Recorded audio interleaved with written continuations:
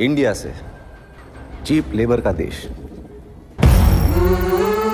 पिताजी क्या करते हैं? ड्राइवरी करते हैं। कचरे का ट्रक चलाते हैं। नमक के फैक्ट्री में मजदूरी करते हैं। ये अनंत कुमार जी हैं, ब्रिलियंट टीचर है। ये पढ़ाएंगे आज से आप लोगों को। सबसे बड़ा और सबसे लंबा छलांग हम ही मारेंगे।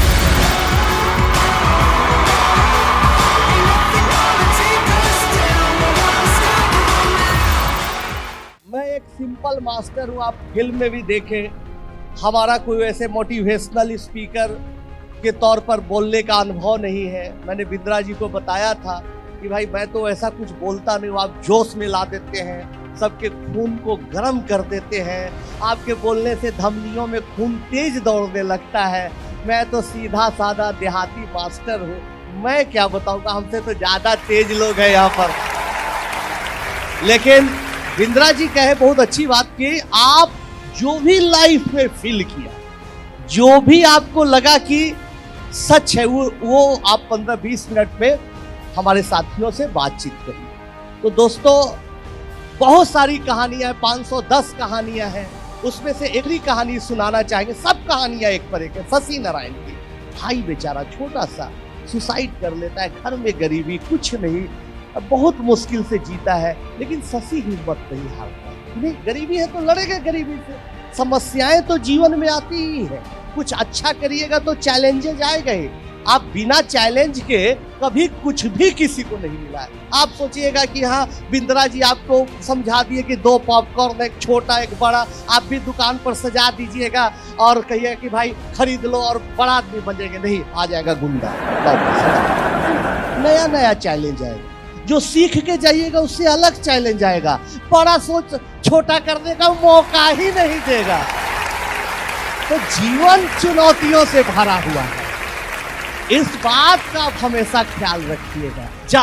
आपका दुकान है बगल में, आप बड़ा छोटा पॉपकॉर्न सजाए हुए हैं, अच्छे से काम कर रहे हैं, मेहनत से काम कर रहे हैं, मकान मालिक को लगा कि भाई तो कमा रहा है, ए भाई कल आप दुकान खाली कर।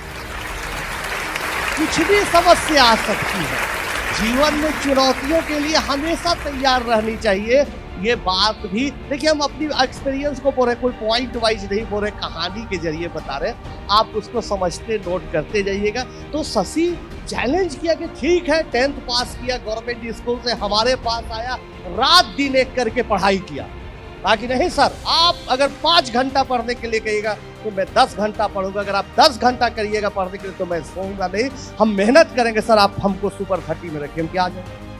पढ़ते पढ़ते पढ़ते, मेरे दूसरे बैच का लड़का था, पढ़ते पढ़ते मेहनत करते करते इसका IIT में हुआ, खड़गपुर में, मुश्किल से IIT खड़गपुर। क्यों? क्योंकि इसका रैंक उतना अच्छा नहीं था, इस परिवेश से आता था, उस परिस्थिति से आता था कि इसका बैकग्राउंड, पढ़ाई उतनी बड़ी नहीं, लेकिन ये हो गया भाई, IIT गया, वहाँ भी मेहनत नहीं छोड़ा। क्योंकि लाइफ में जब आप एक कदम आगे बढ़िए तो अगला उसके अगला सोचते रहिए। तो मेहनत करते रहा, इंग्लिश सीखा, प्रोजेक्ट लिखते रहा, करते करते फर्स्ट ईयर में ही इतना अच्छा मार्क्स लाया, IIT खड़गपुर का सारा रिकॉर्ड तोड़ दिया और कंप्यूटर साइंस।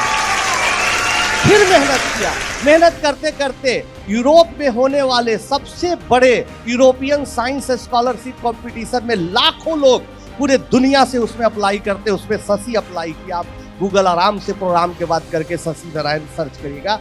जब रिजल्ट आया तो मुझे भी विश्वास नहीं था कि क्या मेरा चेला, मेरा स्टूडेंट इतना अच्छा कर देगा, पूरे वर्ल्ड में इसका रैंक 1 था। और आज यही शशि गूगल में लंदन में साइंटिस्ट है, आप देख रहे हैं, और एक ब्रिटिश लेडी से शादी भी कर।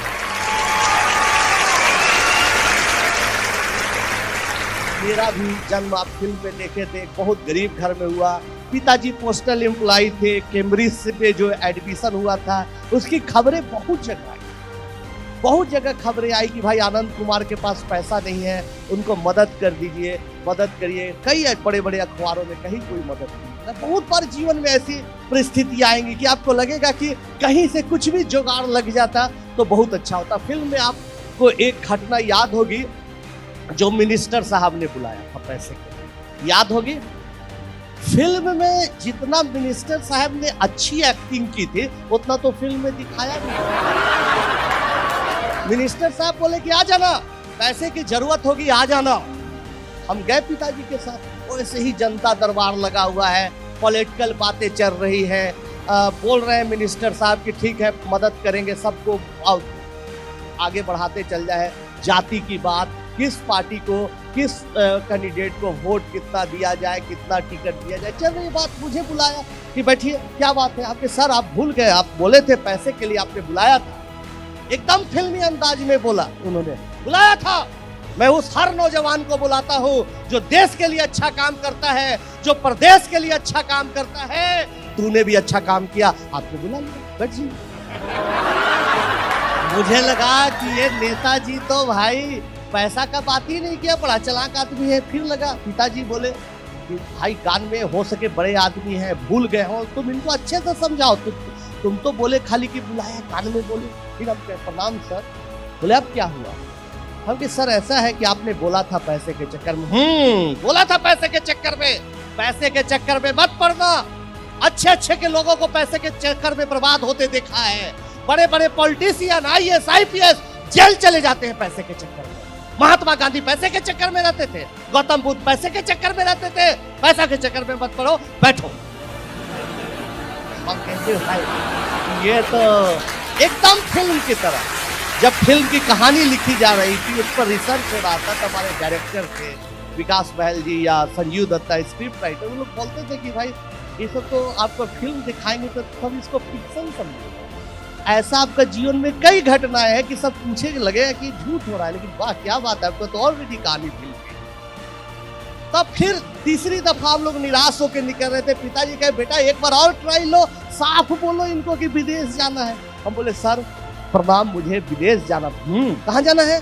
हम सर इंग्लैंड जाना है, कैम्ब्रिज जाना। ओ इंग्लैंड जाओ, अमेरिका जाओ, जापान और जर्मनी भी जाओ, अच्छा अच्छा काम करो, लेकिन इस मिट्टी को जहां बिहार में तुम जन्मे हो कभी नहीं बोलना। इसी मिट्टी पर महावीर को कर्मभूमि रही है, गौतम बुद्ध को ज्ञान प्राप्त हुआ है, वापस यहाँ आके गिव बैक टू सोसाइटी करना जाओ। हैप्पी फिल्म में इसी कारण दिखाया गया, लेकिन क्लाइमेक्स फिल्म में नहीं दिखाया गया। फिल्म की अपनी एक छोटी सी उम्र होती है, टाइम होता है, उसी में दिखाया जाता है। फिर इसके बाद जो फिल्म में नहीं दिखाया गया वो पार्ट बता रहे हैं। हम पिताजी के साथ गए, बाहर गए, सड़क के उस तरफ चाय बिक रही थी, मंत्री जी के क्वार्टर के ठीक अपोजिट ठेले पर चाय बिक रही थी। हम पिता पुत्र चाय पी रहे थे। चाय वाला पिताजी से पूछा कि बेटा नौकरी मांगने गए थे क्या? डांट सुन क्या है क्या? एकदम चेहरा दोनों का ऑफ है। पिताजी बताए नहीं भाई ऐसी ऐसी बात है। चाय वाला गर्म हो गया, डट कौन भेज दिया इस मंत्री के पास आपको? कैसे गए? जो आदमी 3-4 महीने से मेरा उधार चाय मंगवा के पीता है, पैसा नहीं देता है, वो क्या आपको पैसा देगा? तो दोस्तों ये देश में बदलाव उसी वक्त आएगा जब आप लोग अच्छा व्यापार करेंगे। इस देश में बदलाव उसी समय आएगा जब आप लोग कोई नया इनोवेशन करेंगे।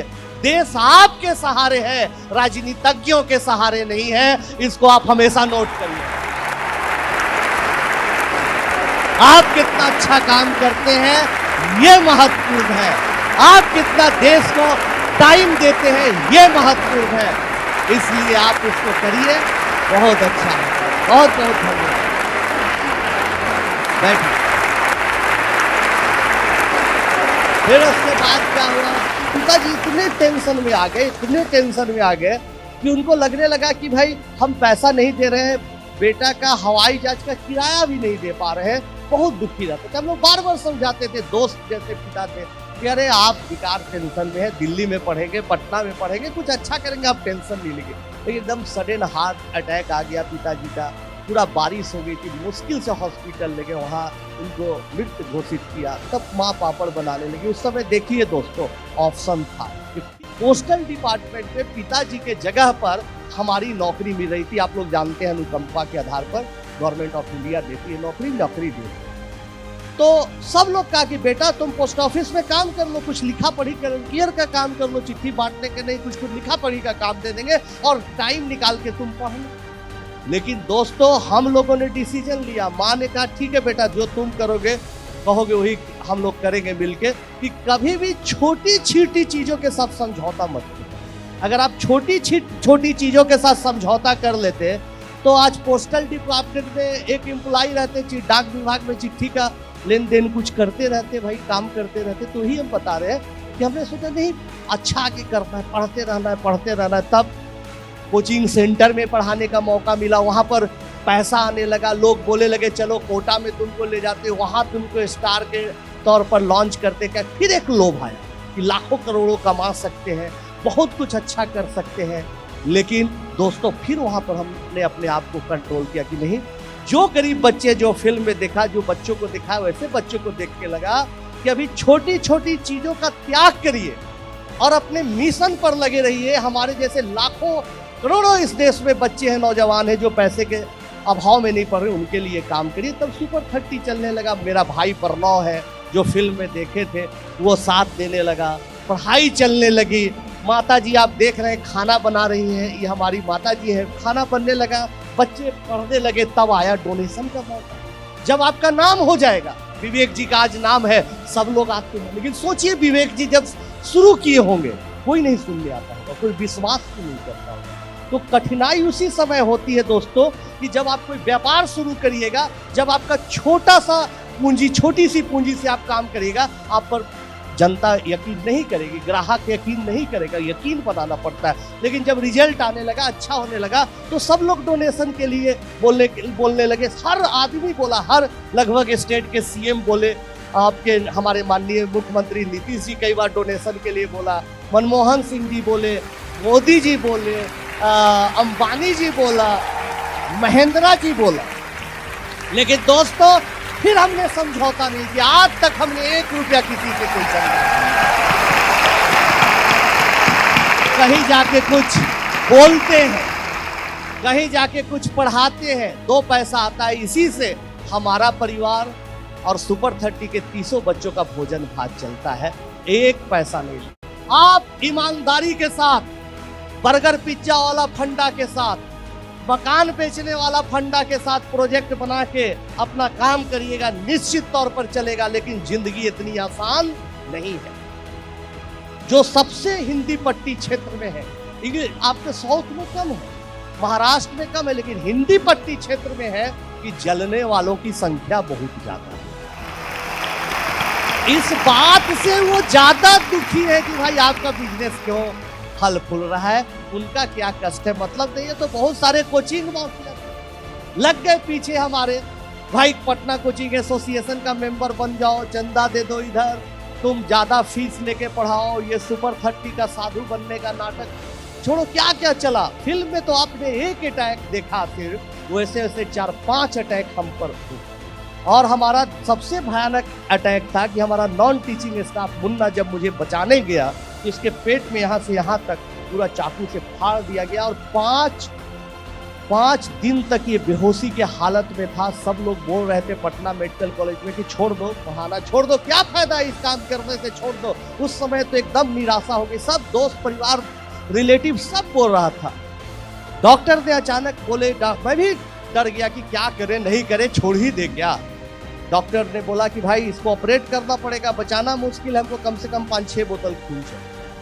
हम बोले खून, मेरे 300 बच्चों हॉस्पिटल में खड़ा था, बोला सर पहले मेरा ब्लड ग्रुप टेस्ट करिए, पहले मेरा ब्लड ग्रुप।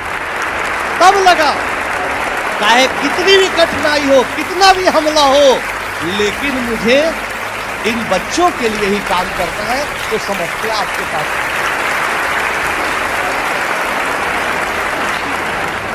सर, एक्चुअली मैं भी, मेरा वर्ल्ड की टॉप यूनिवर्सिटी में सिलेक्शन हुआ तो यूरोप नहीं जा पाया। मैं भी एक कुछ कंट्रीब्यूट करना चाहता हूँ। मैं आपसे ये पूछना चाहता हूँ, इतना डिटर्मिनेशन, इतना डेडिकेशन, इतना पेशेंस कि अपनी पर्सनल हैप्पीनेस को सेक्रीफाइस करके आज पूरी दुनिया के लिए आप इतना बड़ा काम कर रहे हैं, इतना मोटिवेशन कैसे आ गया सर आपके अंदर? बहुत अच्छा सवाल है। बहुत बार हर इंसान को, आपको लगता होगा कि आजकल भी ऐसा हो सकता है कि कभी कभी मुझे भी निराशा होती है। ऐसा नहीं कि कोई आदमी, पहले तो दिमाग में आप ये रख लीजिए, कोई आदमी एकदम एब्सोल्यूट नहीं होता है कि जिसको एकदम तकलीफों से लड़ ले, बहुत महान है, कोई ऐसा नहीं होता, सब नॉर्मल ही होता है। लेकिन मोटिवेशन आने का कई जगहों से आपको कारण खुद खोजना, ऐसा नहीं कि कोई आपको बताएगा या कोई, हर का अलग अलग हो सकता है। हमारे पिताजी जब गुजरे थे तो फिल्म में एक दृश्य दिखाया होगा, आपने देखा होगा कि एक कोट सिलाने गए थे हम, वो अपने कोट को छोटा करवा के इंग्लैंड जाने वक्त हमको एक कोट देने के लिए दर्जी के पास गए थे, हमारी माता जी के साथ, फिल्म में शायद आपको याद है। जब वो कोट सिला गया तो जाना था कैम्ब्रिज, कोट अलमारी में टांग दिया गया। पिताजी कह के अच्छा बेटा जब जाना तो इसको पहन के चलो। हमने कहा कि ठीक है भाई पहन के जाएंगे, लेकिन पिताजी की मृत्यु हो गई, कोट आज भी टंगा हुआ है। तो जब भी निराशा होती है, जब भी कुछ लगता है कि अब टूट गए, कोई रास्ता नहीं है, तो ही पिताजी द्वारा टांगा हुआ कोट को देखे थे कि पिताजी बोले थे कि जिस दिन तुम कैम्ब्रिज जाओगे बड़ा आदमी बनोगे, ये कोट को पहन लो। तो आज भी मेरा वो दिन नहीं आया है कि कोट मैं पहन सकूं, इसलिए कभी भी आप हमको कोट में कहीं नहीं देखते होंगे, कोई फोटो में कहीं मैं नहीं जाता। और मैंने सोचा है कि जिस दिन सच में मुझे लगेगा कि सोसाइटी के लिए कुछ अच्छा काम किया और ऊपर से देख रहे हैं हमारे पिताजी बहुत खुश है, उस दिन मैं जरूर कोट पहनूंगा। तो जब भी निराशा आती है तो सोचता हूँ कि मुझे वो कोट एक दिन जरूर पहनना है, इसलिए निराश नहीं होना है, थकना नहीं है और काम करना है।